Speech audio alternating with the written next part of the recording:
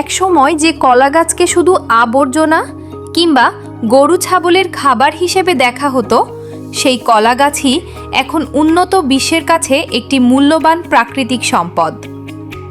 প্রথমে কলা গাছের কাণ্ড কেটে নেওয়া হয়, এরপর হাতে অথবা বিশেষ মেশিনের সাহায্যে কাণ্ডকে লম্বালম্বিভাবে ফালি করা হয়।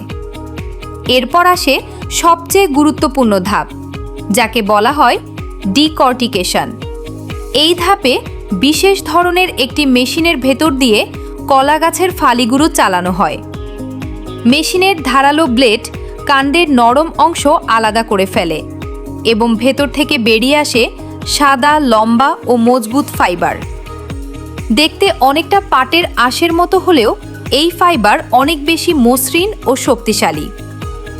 আধুনিক মেশিন কয়েক সেকেন্ডে যে কাজ করে, আগে সেই একই কাজ হাতে করতে দিনের পর দিন সময় লাগত।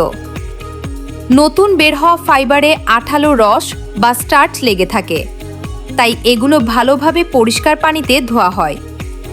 কখনো কখনো হালকা খাদ্য নিরাপদ দ্রবণ ব্যবহার করে আরও ভালোভাবে পরিষ্কার করা হয়।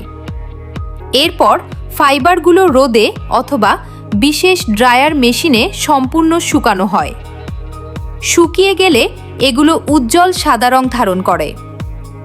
এরপর মান অনুযায়ী ফাইবারগুলো গ্রেডিং করা হয়। পরবর্তী ধাপে চরকার মতো একটি মেশিনে এই আঁশগুলো পেঁচিয়ে সুতা তৈরি করা হয়। জাপান সহ বিশ্বের বিভিন্ন দেশে এই সুতা দিয়ে অত্যন্ত দামি কাপড় তৈরি করা হয়। শুধু কাপড়ই নয়, এই সুতা দিয়ে টেকসই জুতা, ব্যাগ, হ্যান্ডক্রাফট সহ নানা পরিবেশ বান্ধব পণ্য তৈরি হচ্ছে। বর্তমানে বিশ্বের বিভিন্ন দেশে কলা গাছের ফাইবারের চাহিদা দ্রুত বাড়ছে। এবার আপনার মনে প্রশ্ন জাগতে পারে, ফাইবার বের করার পর কলা গাছের বাকি অংশের কি হয়? আসলে সেই অংশ নষ্ট হয় না। অবশিষ্ট অংশ থেকে জৈব সার, পশুখাদ্য, বায়োগ্যাস সহ বিভিন্ন ধরনের পরিবেশ বান্ধব পণ্য তৈরি করা হয়। অর্থাৎ একটি কলা গাছের প্রায় প্রতিটি অংশই কোনো না কোনোভাবে কাজে লাগানো সম্ভব।